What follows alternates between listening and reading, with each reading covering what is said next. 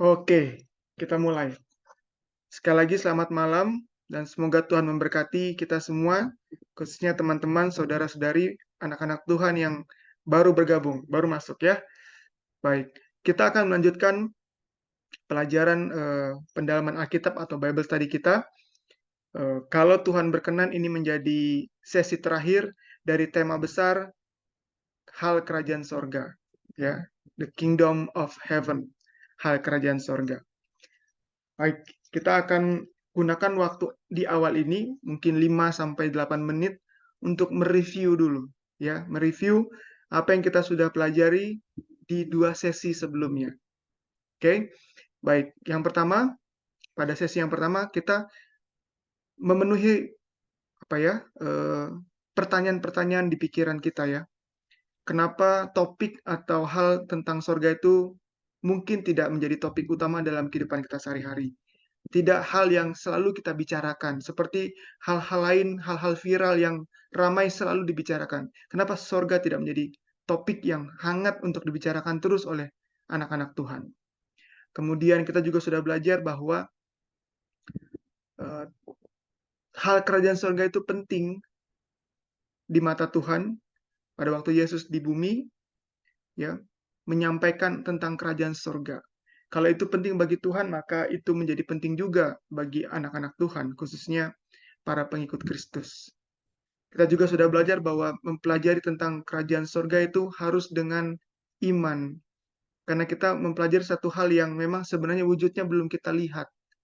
Ya, kita belajar sesuatu yang belum kelihatan. Tapi yang belum kelihatan ini kita sudah pelajari juga di sesi pertama bahwa ini lebih penting ya, daripada yang kita lihat sekarang. Kehidupan di sorga lebih penting dari kehidupan di dunia sekarang. Kehidupan kekal yang akan kita terima nanti itu lebih penting daripada yang kita hidupi sekarang. Dan kita sudah pelajari bahwa hal kerajaan sorga adalah janji dan harapan yang Tuhan kasih kepada setiap umat manusia. Yang tentunya bila mana menerima berkat dan janji Tuhan itu, harapan Tuhan itu. Dan berpegang terus melalui iman kepada kedatangan Tuhan yang kedua kali untuk menjemput kita semua masuk dalam kerajaan sorga. Nah, itulah yang kita sudah pelajari di bagian pertama, sesi pertama, bahwa hal kerajaan surga penting. Yohanes Pembaptis mengabarkan, Yesus mengabarkan, lalu murid-murid disuruh mengabarkan tentang hal kerajaan surga. Oke. Lalu bagian yang kedua atau sesi kedua, tepatnya minggu lalu kita sudah pelajari hal kerajaan surga. Kenapa Tuhan menggunakan beberapa perumpamaan, gitu ya? Hal kerajaan surga. Minggu lalu kita belajar dari dua perumpamaan besar. Yang pertama, seumpama orang yang berpergian jauh ke luar negeri, seperti bangsawan yang pergi ke negeri yang jauh, gitu ya. Jadi seseorang yang pergi tempat yang jauh. Yang kita sudah pelajari itu adalah Yesus, Tuhan kita, yang pergi dari bumi ini pergi ke sorga. Jadi setelah dia datang, melayani, mati, bangkit, pergi ke negeri yang jauh. Dan kita pelajari bangsawan itu setelah dia dinobatkan jadi raja, setelah dia mendapatkan kerajaannya, baru tuannya datang kembali. Baru bangsawan itu datang lagi. Ya, orang yang pergi jauh itu datang kembali. Nah, ini adalah perumpamaan yang sama dengan perumpamaan hal kerajaan sorga seumpama orang yang mau menikah. Ada anak yang mau menikah, gitu ya. Kita lihat di dalam Lukas 12, Lukas 19, Matius 22, Matius 25, sampai Wahyu 21 ada cerita tentang pernikahan. Ya, ada pengantin pria dan pengantin wanita. Lalu khususnya di dalam Matius pasal 25 ada pengantin pria, ada pengantin wanita, lalu ada 10 anak darah, gadis ya, 5 yang bodoh, 5 yang bijak, seperti itu ya. Nah, dan kedua perumpamaan itu sebenarnya benang merahnya sama, menceritakan tentang bagaimana si pengantin pria ini setelah dia pergi ke pernikahannya, setelah dia mendapatkan pengantin wanitanya, baru dia kembali untuk bertemu dengan pelayan-pelayannya, gitu ya. Nah, kita lihat baca, kita sudah pelajari, ada tulisan di Alkitab bahwa seperti pengantin yang pulang dari pesta perkawinannya, Lalu para pelayannya harus tetap punya pelita yang menyala, sama seperti dalam Matius 25. Ya, kalau pelitanya mati, maka tidak bisa masuk. Dan kita juga belajar bahwa di dalam pesta pernikahan, si bapak, ya, raja utamanya, yang melakukan pernikahan bagi anaknya, dia melakukan apa? Pemeriksaan. Dia memeriksa pakaian. Gitu ya, dia memeriksa pakaian. Maka kita ambil kesimpulan dari pelajaran itu memiliki benang merah yang sama. Jadi, pergi menjadi raja itu sama dengan pergi ke pesta kawin. Orang yang pergi ke negeri yang jauh untuk dinobatkan menjadi raja itu sama dengan pengantin pria yang pergi untuk mendapatkan pengantin wanitanya. Jadi mendapatkan atau dinobatkan menjadi raja atau mendapatkan kerajaan sama dengan mendapatkan pengantin wanita. Kerajaan sama dengan wanita, yaitu kota Yerusalem yang baru, gitu ya. Pernikahan juga bisa diartikan secara prinsip rohani, ada perkabaran tentang kasih karunia yang bersama-sama dengan pemeriksaan penghakiman, gitu ya. Jadi pada saat pesta pernikahan dilakukan, di dalam pesta pernikahan yang secara realitinya Yesus yang pergi ke surga, masuk ke dalam bilik maha suci, sebelum dia mendapatkan pengantin wanitanya, dia ada di dalam pesta pemeriksaan penghakiman, acara pemeriksaan penghakiman, gitu ya. Jadi sebelum Bapak berikan pengantin wanita itu, memberikan kota Yerusalem baru kepada anak, Bapak harus periksa dulu. Jadi begini, saya mau sampaikan seperti ini. Sebuah kerajaan bisa disebut kerajaan kalau dia punya warga kerajaan. Negara baru bisa disebut negara kalau dia punya warga negara. Jadi bisa kalau dibilang, wah ini sebuah kota, ada temboknya, lalu ada bangunan-bangunannya, tapi kalau tidak ada warganya kosong, maka itu dibilang kota mati, tidak ada kehidupan. Jadi tidak hanya Yesus menerima pengantin wanitanya yang adalah kota Yerusalem baru atau teritorial kerajaannya, tapi Tuhan Yesus juga harus punya warga negaranya, warga kotanya, warga kerajaannya. Ya, jadi itu sebabnya Matius 22 itu menjadi cocok. Nanti kita akan lihat pelajaran sambungannya pada malam hari ini. Bahwa selain Yesus mendapatkan pengantin wanitanya, kota atau teritorial wilayah kerajaannya, dia juga harus punya warga kerajaannya. Itu makanya dilakukan pemeriksaan. Supaya dapat orang-orang yang fit untuk menjadi warga kerajaan yang dimiliki oleh Tuhan Yesus. Semoga itu mudah dipahami ya. Lalu pakaian yang diperiksa adalah melambangkan tabiat atau karakter, gitu ya, karakter kita sebagai pengikut Kristus. Namanya Kristen, gitu ya, artinya pengikut Kristus. Kalau dibilang Nigerian, artinya orang yang berasal dari Nigeria, gitu ya. Kalau dibilang Indonesian, berarti orang yang berasal dari Indonesia. Maka kalau dibilang Kristen, berarti orang yang berasal dari Kristus. Maka segala sesuatunya menjadi serupa seperti Kristus. Makanya kita dibilang Christ follower, pengikut Kristus, gitu ya. Yang menghakimi adalah Bapa, dan Yesus sebagai pengantin pria juga dilambangkan sebagai imam besar atau pembelanya, perantaranya, ya. Kemudian sesudah itu, sesudah pesta pernikahan itu selesai, setelah pemeriksaan penghakiman selesai, setelah si bangsawan ini mendapatkan kerajaannya, atau setelah pengantin pria ini mendapatkan pengantin wanitanya yang adalah kota Yerusalem baru, barulah barulah pengantin pria ini datang, ya, datang ke bumi. Itu yang kita tahu dengan kedatangan Yesus yang kedua kali. Baru pengantin pria itu datang kedua kali sebagai raja karena sudah punya kerajaan dan sudah punya warga kerajaannya. Jadi waktu Yesus datang kedua kali, waktu Yesus bilang di dalam Yohanes pasal 14 ayat kedua, aku telah menyediakan tempat bagimu dan waktu aku datang kembali, aku mau membawa kamu supaya di tempat aku berada, kamu berada. Artinya dia sudah dapat orang-orang yang sudah diperiksa, oh ini yang fit untuk menjadi warga kerajaannya Tuhan Yesus. Ya, gitu. Jadi itu yang akan masuk, gitu ya.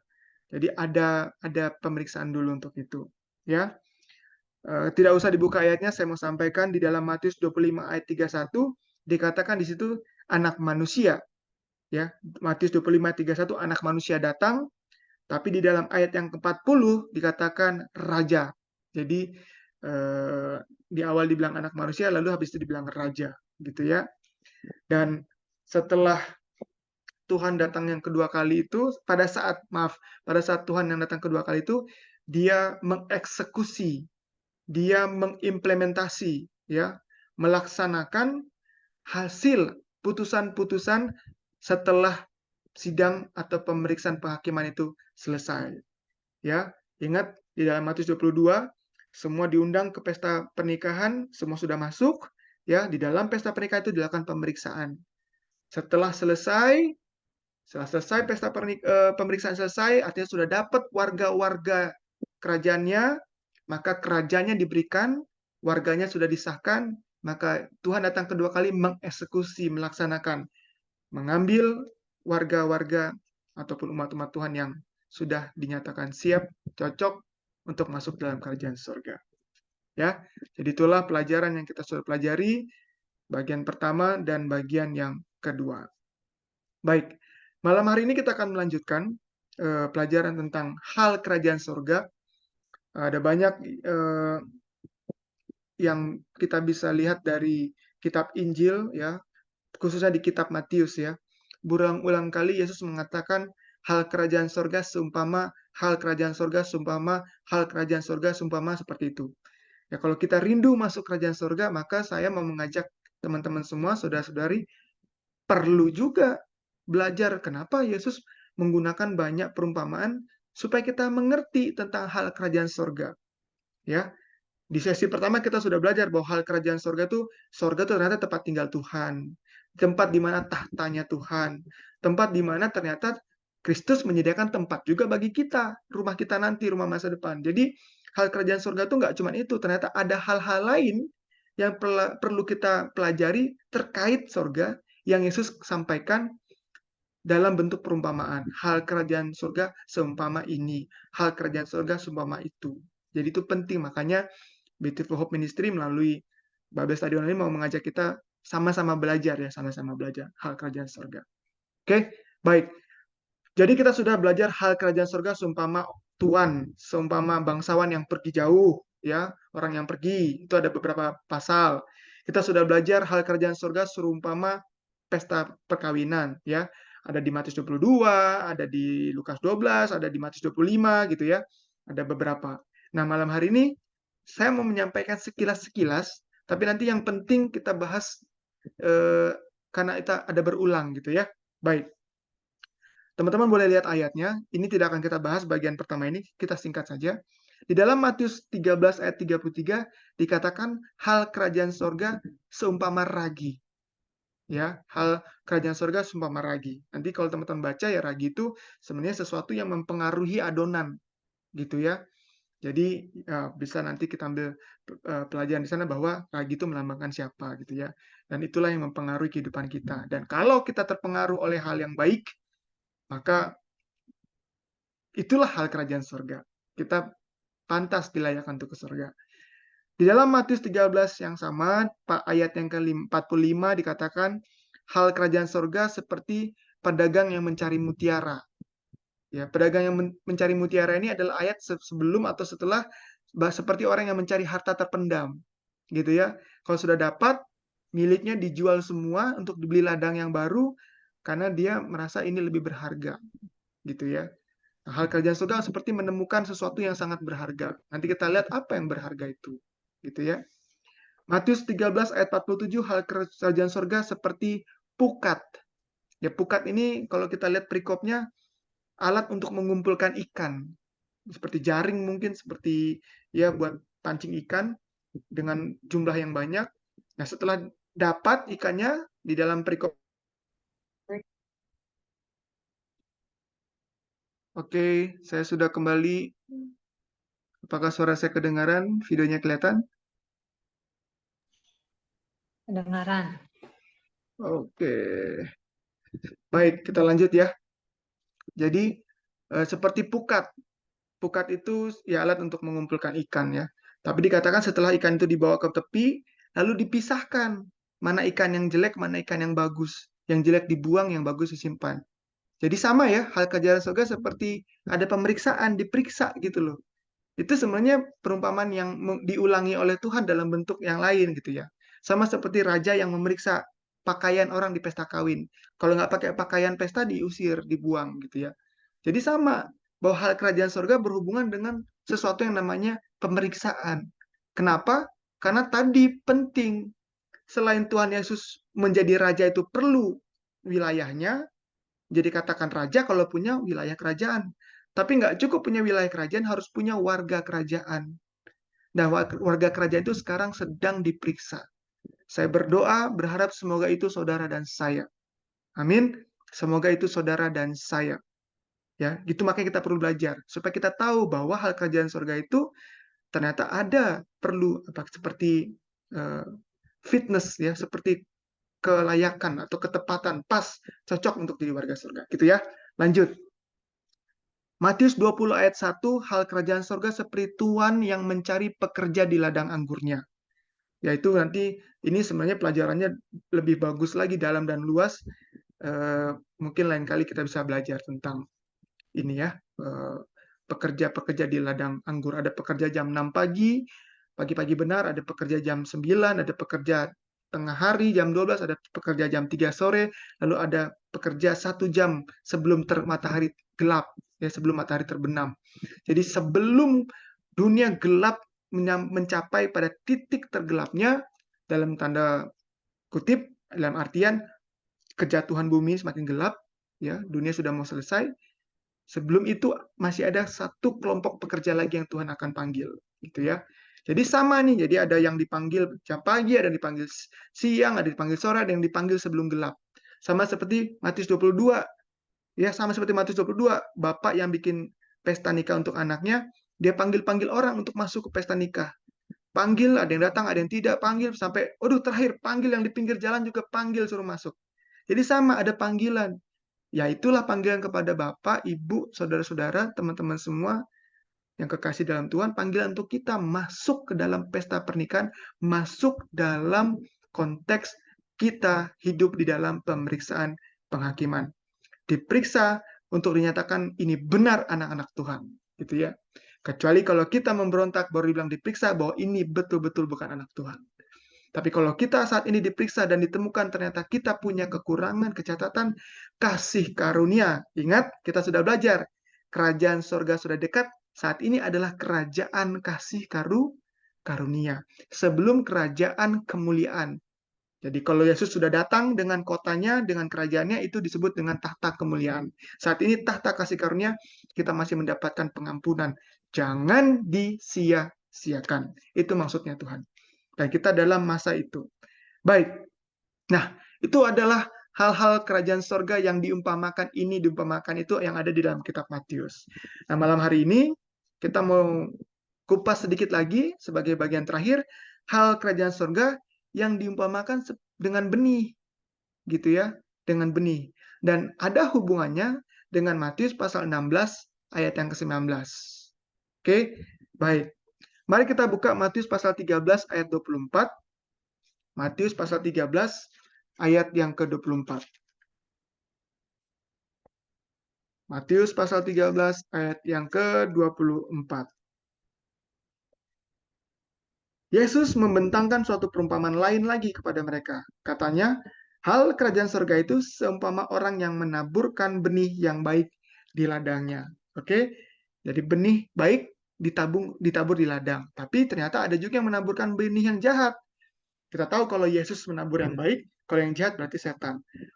Tapi dibiarkan tumbuh bersama, ya, yang mana benih yang baik, tumbuhan yang baik, ya, gandum, mana yang lalang tumbuh bersama. Nanti katanya apa? Nanti dituanya pada saat sudah berbuah, dari buahnya kelihatan. Ya, oh yang ini ternyata lalang, yang ini ternyata gandum. Baru nanti dipisah, lalang dibakar, gandum dituai. Ya ini sama, ya sama aja dengan tadi pukat mengambil ikan, dikumpulin dulu ikannya semua diambil, nanti baru dipisahkan mana ikan yang jelek dibuang, ikan yang bagus diambil. Sama gitu ya.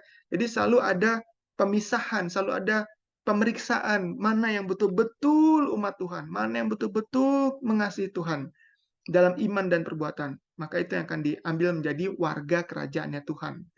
Yang enggak ya disingkirkan. Dan saya setuju itu dalam konteks saya sebagai ciptaan ya, maksudnya kita sebagai ciptaan, karena kebaikan Tuhan, kemudian campur tangan Tuhan, dan kemahabesaran Tuhan memang pantas, memang seharusnya mendapatkan umat ataupun warga kerajaannya yang betul-betul layak gitu ya. Kita aja begitu. I deserve to receive this, to receive that. Aku harusnya pantasnya itu, aku harusnya pantasnya dapatnya ini. Kita aja punya kepantasan, mempunyai parameter ukur sebuah kepantasan untuk diri kita gitu ya. Maka sejoganya Tuhan juga seperti itu. Maka kita menerima pelajaran ini, memang Tuhan pantas untuk mendapatkan umat-umat yang terbaik, yang betul-betul sungguh-sungguh mencintai Tuhan. Tidak yang mencintai Tuhan, tapi di waktu yang sama mengkhianati Dia karena mencintai yang lain, gitu ya, mengkhianati Tuhan. Baik, itulah yang dikatakan di dalam hal kerajaan surga, seumpama dengan benih yang baik di ladang, tapi ada benih yang jahat, tapi dibiarkan tumbuh bersama, nanti dipisahkan, dilihat dari buahnya. Nah, buah ini adalah lambang atau perumpamaan dari apa? Karakter, tabiat, ya, perbuatan kita yang dilandaskan oleh iman dan percaya kepada Tuhan, gitu ya. Jadi perbuatan yang dilandaskan karena iman percaya kepada Tuhan, gitu ya. Jadi sama dengan pakaian tadi. Wah, ini bukan pakaian pesta, dibuang. Oh, ini tabiat karakter yang bukan dibuang. Oh, ini karakter yang betul, yang sebenar-sebenarnya. Ini yang diambil. Jadi benang merahnya sebenarnya pada prinsipnya sama. Cuma Tuhan menggunakan banyak perumpamaan. Matius 13 ayat 31. Hal kerajaan surga seumpama benih atau biji sesawi. Ya, jadi hal kerajaan surga yang diumpamakan dengan benih dan biji itu ada 2 kali Tuhan sebutkan di Alkitab. Tapi mari kita buka Lukas 8 ayat 11 supaya kita langsung tahu poinnya.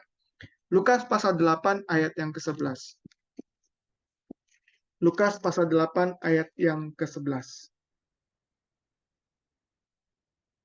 Kalau kita lihat Lukas pasal 8, mulai dari ayat yang kelima dulu ya. Ini ada perumpamaan tentang penabur. Penabur benih. Tahu ya perumpamannya?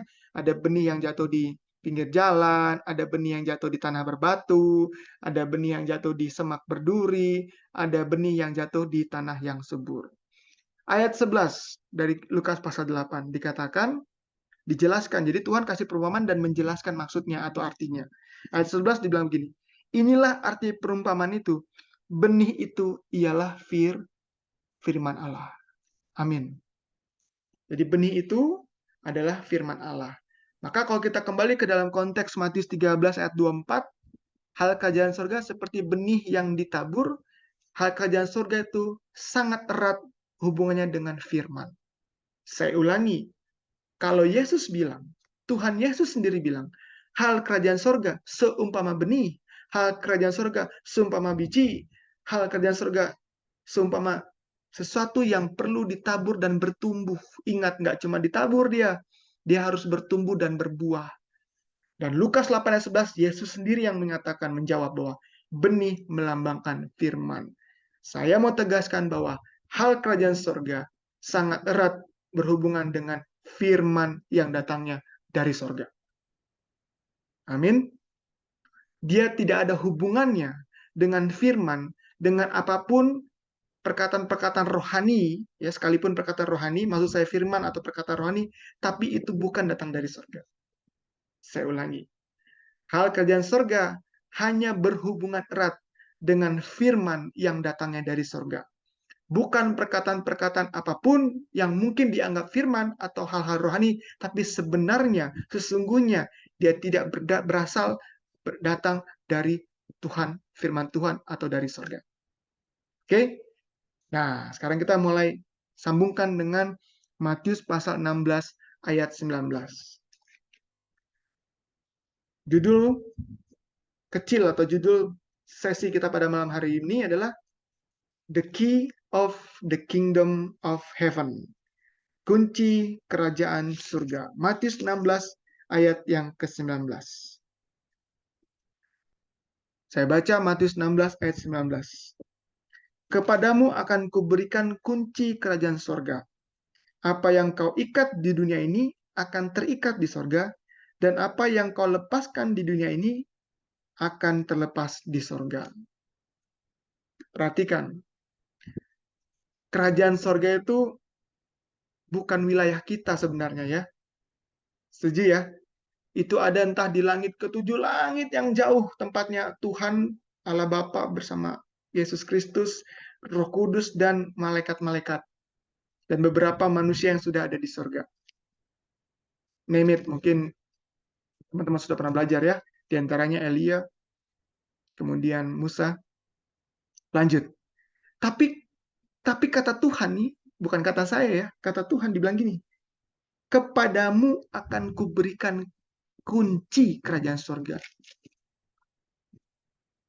Saudara, kalau saya punya rumah, saudara kalau nggak punya kuncinya nggak bisa masuk, gitu ya.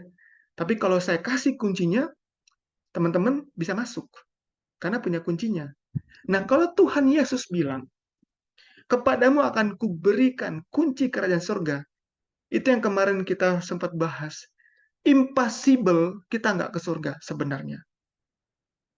Nggak mungkin kita nggak bisa sampai ke surga. Bayangkan hal kerajaan surga aja Tuhan sangat ulang-ulang seperti ini loh, seumpama ini loh, seumpama itu loh. Hal-hal yang sederhana bahkan kita dikasih perumpamaan tentang benih, dikasih perumpamaan seperti jaring ikan, hal yang sederhana supaya kita mudah mengerti. Jadi sangat tidak mungkin kita nggak bisa ke surga. Dan katanya kunci kerajaan surga itu dikasih kepadamu, kuberikan kunci kerajaan surga. Oke? Nah, apa maksudnya kunci kerajaan surga? Apa sih kunci kerajaan surga? Kok Tuhan kasih kuncinya ke kita? Kita buka firman Tuhan di dalam Matius 23:13, kita lihat sebuah apa ya, kalau kita belajar itu kayak belajar kita tuh kayak puzzle ya. Here a little, there a little. Ada dijelaskan di sini sedikit, ada dijelaskan di sana sedikit, tapi kita akan menemukan prinsipnya gitu ya. Matius pasal 23 ayat yang ke-13. Matius pasal 23 ayat yang ke-13. Udah? Ini Tuhan lagi menegur orang Farisi dan ahli Taurat. Matius pasal 23 ayat yang ke-13. Celakalah kamu, hai ahli-ahli Taurat dan orang-orang Farisi, hai kamu orang-orang munafik, karena kamu menutup pintu-pintu kerajaan surga di depan orang. Sebab kamu sendiri tidak masuk dan kamu merintangi mereka yang berusaha untuk masuk. Ini kalau teman-teman baca, Bapak Ibu, Saudara-saudari, hebat ya orang Farisi ahli Taurat.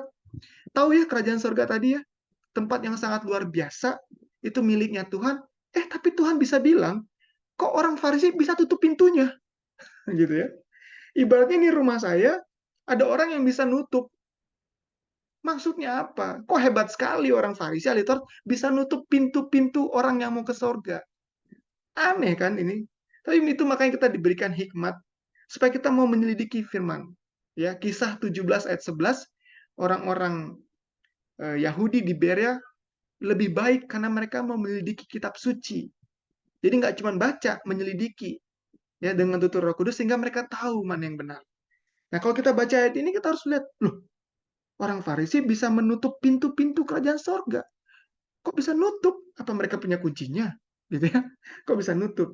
Nah, Tuhan menjawab, apa sih maksudnya menutup pintu-pintu kerajaan sorga bagi orang yang mau masuk ke sana? Mari kita buka di dalam Lukas 11 ayat 52. Lukas 11 ayat 52, perikop yang sama kurang lebih, tapi ada penjelasan. Lukas pasal 11 ayat yang ke-52. Perikop yang sama, artinya itu ada cerita yang sama. Lukas pasal 11 ayat yang ke-52. Ini cerita yang sama, yang satu diceritakan oleh Matius, yang satu diceritakan oleh Lukas. Jadi semuanya saling melengkapi. Sama, Tuhan Yesus sedang menegur. Ayat 52.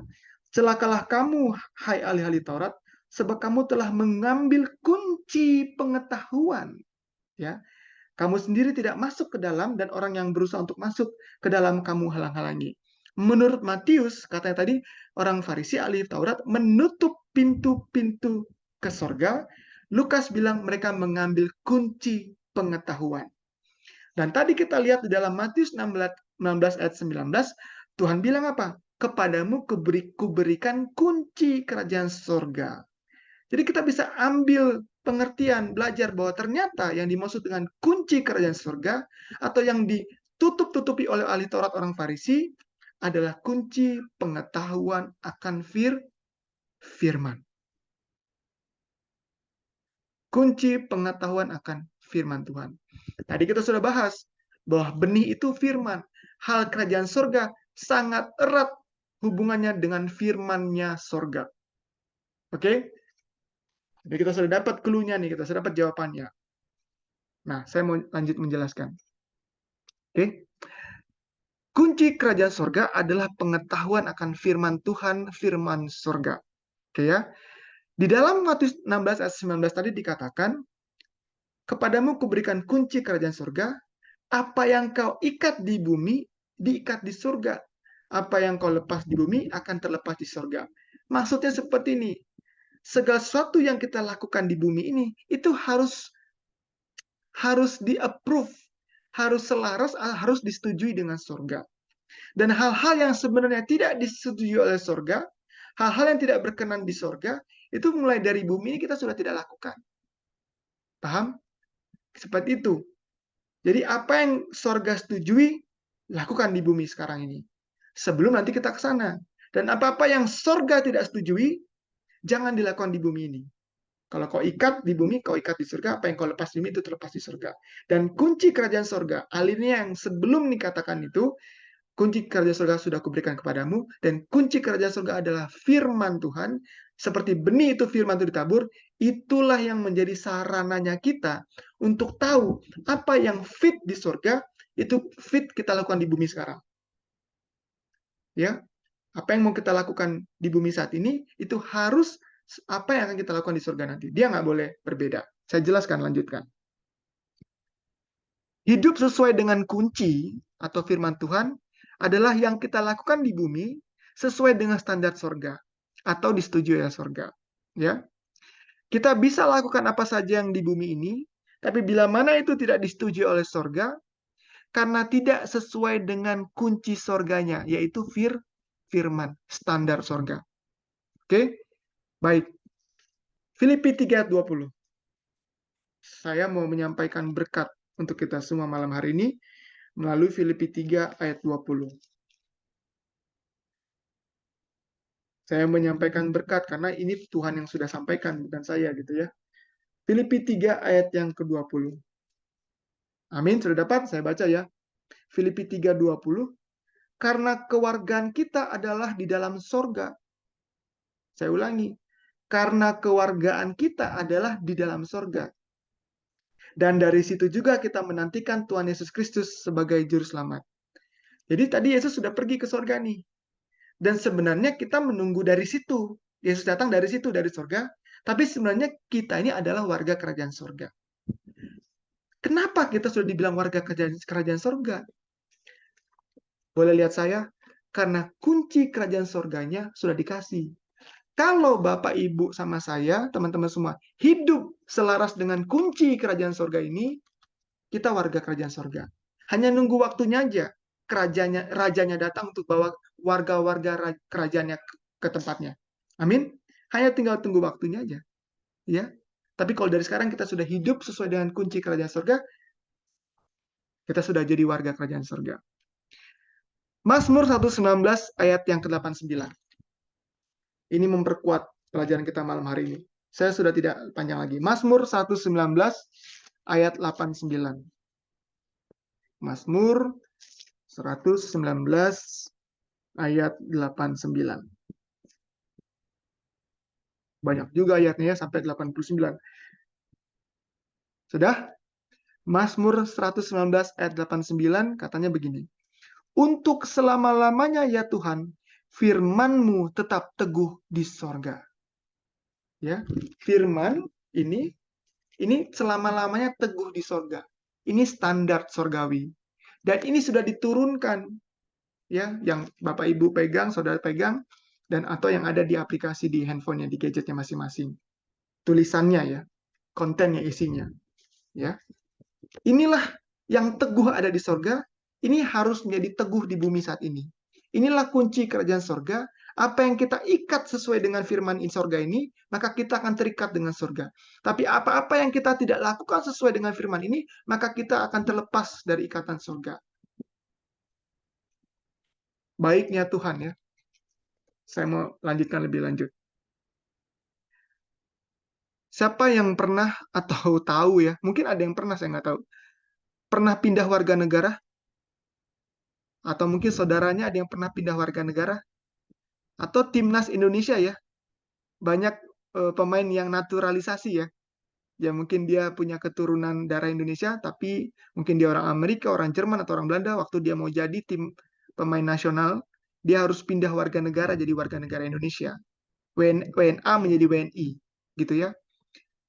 Teman-teman, saudara-saudara tahu ya, ada syarat kan untuk seorang mau pindah warga negara. Ada syarat, ya. Untuk Indonesia khususnya harus tahu Pancasila, karena itu dasar negara ya. Ya, dasar-dasar negara tuh harus tahu. Menjadi orang Indonesia nggak tahu dasar-dasar negaranya kan repot. Harus tahu Pancasila, tahu undang-undangnya, tahu peraturannya. Oh, kalau di Indonesia tuh ketentuannya seperti ini. Kalau di Amerika, mobil itu jalannya di sebelah kanan. Kalau di Indonesia, jalannya di sebelah kiri. Begitu ya? Benar ya? Berbeda kan? Nah, orang yang mau pindah dari warga negara Amerika menjadi warga negara Indonesia, dia harus tahu hukum di Indonesia, dan dia harus menerima hukum di Indonesia, dan dia harus praktekkan hukum yang ada di Indonesia. Seperti itu. Baru dia bisa dievaluasi, oh dia bisa jadi warga negara Indonesia. Ada tesnya malah ya. Ada tesnya. Oh, bisa jadi warga negara Indonesia. Lalu dia diangkat menjadi warga negara Indonesia. Nah, tidak sama persis seperti itu, tapi logika berpikir kita, saya mau ajak sesederhana itu. Kita sekarang secara manusia berdosa, kita nih orang-orang bumi, ya. Tapi kenapa Tuhan bilang kewarganegaraan kita adalah surga? Kenapa? Kenapa? Karena hukum hidup di surga, yang tadi kata Mazmur, teguh di surga selama-lamanya, firman Tuhan ini teguh, sudah dikasih. Jadi sementara kita tinggal di bumi ini, kita sudah dikasih hukum negara sorga. Kita sebut negara sorga lah, biar cocok dengan ilustrasi tadi ya. Hukum, aturan, budaya, ya bagaimana kalau berjalan di sorga, makan apa di sorga, seperti apa kehidupan di sorga, cara bicara orang-orang sorga, cara ibadah orang-orang di sorga, cara berpakaian warga-warga sorga, semua udah dikasih tahu di sini. Cara menyembah Tuhan di sorga seperti apa, semua sudah disampaikan di sini. Nah, inilah yang Tuhan bilang kunci kerajaan sorga, inilah benih. Hal kerajaan sorga seumpama benih. Kalau ini ditabur, dikasih ke kita, ini kita terima, lalu kita hidupkan, kita fit untuk kerajaan sorga. Kita disebut warga kerajaan sorga karena kita sudah pegang dan nggak cuma punya kuncinya, kita hidupkan kunci kerajaan sorga itu. Ya, seperti itu maksudnya. Ya, jadi sama seperti mau jadi warga sorga, kita harus tahu dan setuju dengan hukum sorga. Yang menjadi masalah, ingat tadi dengan perumpamaan penabur. Ya, ada yang menaburkan benih yang jahat. Artinya ada yang menaburkan hukum atau menaburkan dogma atau budaya atau doktrin, ajaran-ajaran yang sebenarnya bukan datang dari sorga. Ya, dan setan itu licik. Kita tahu penabur yang nggak jahat, yang jahat itu, penabur yang jahat itu setan. Dia menabur yang nggak mungkin kalau setan itu datang ke saudara saya, dia dengan wujud yang oh saya setan, saya mau bawa kamu ke neraka, ayo mau nggak ketipu saya? Nggak mungkin begitu. Dia seperti menipu sepertiga malaikat, seperti menipu Adam dan Hawa di Eden, 6.000 tahun sudah menurut catatan Alkitab, dia berpengalaman menipu. Jadi bagaimana dia menabur benih yang lain itu, saudara-saudari, saudara, kita perlu belajar kunci kerajaan sorga. Untuk tahu uang palsu, kita harus tahu uang yang asli. Supaya kita jangan sampai pegang kunci yang lain, kita perlu pegang kunci yang asli kerajaan sorga. Gitu ya. Jadi jangan ketipu. Gitu ya. Baik. Ayat terakhir. Oh, saya mau menguatkan dulu tentang kita warga sorga. Buka Yohanes 20 ayat 17. Habis itu ayat terakhir. Yohanes 20 ayat 17. Sudah jam. Oke. Yohanes pasal 20 ayat 17. Yohanes pasal 20 ayat 17. Oke. Kata Yesus kepadanya, "Janganlah engkau memegang aku, sebab aku belum pergi kepada Bapa. Tetapi pergilah kepada saudara-saudaraku." Puji Tuhan ya, kita disebut saudara. "Dan katakanlah kepada mereka bahwa sekarang aku akan pergi kepada Bapakku dan Bapamu." Puji Tuhan, kita punya satu Bapa. Kata Tuhan Yesus, Bapaknya dia itu Bapa kita juga. Haleluya, amin. Ya, kepada Allahku dan Allahmu.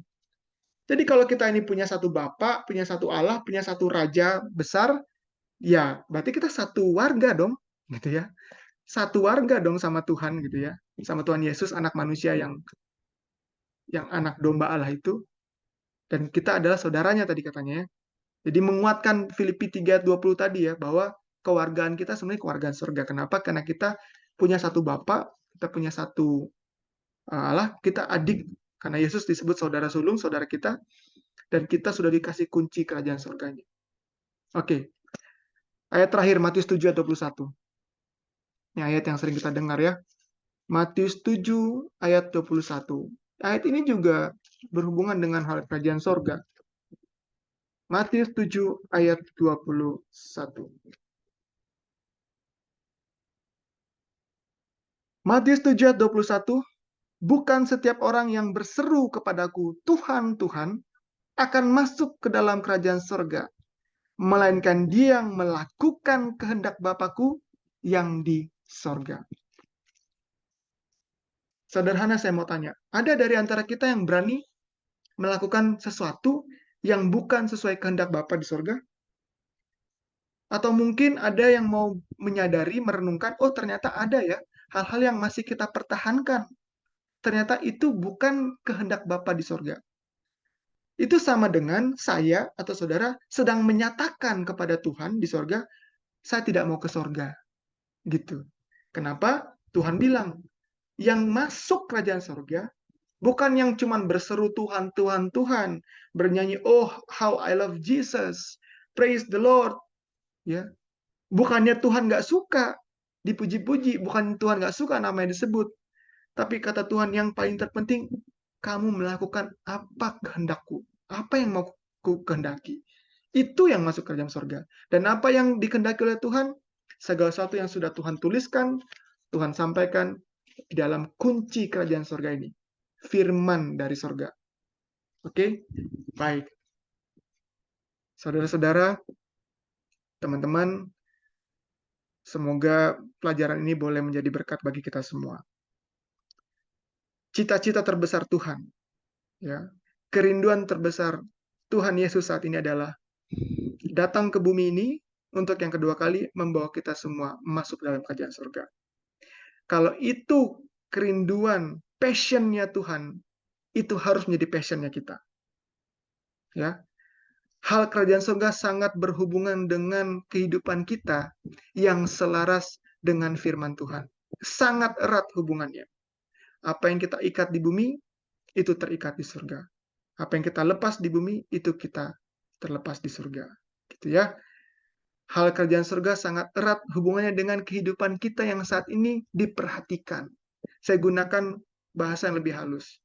Kalau pemeriksaan penghakiman itu sebenarnya, ya kita pakai bahasa yang lebih halus. Hidup kita diperhatikan.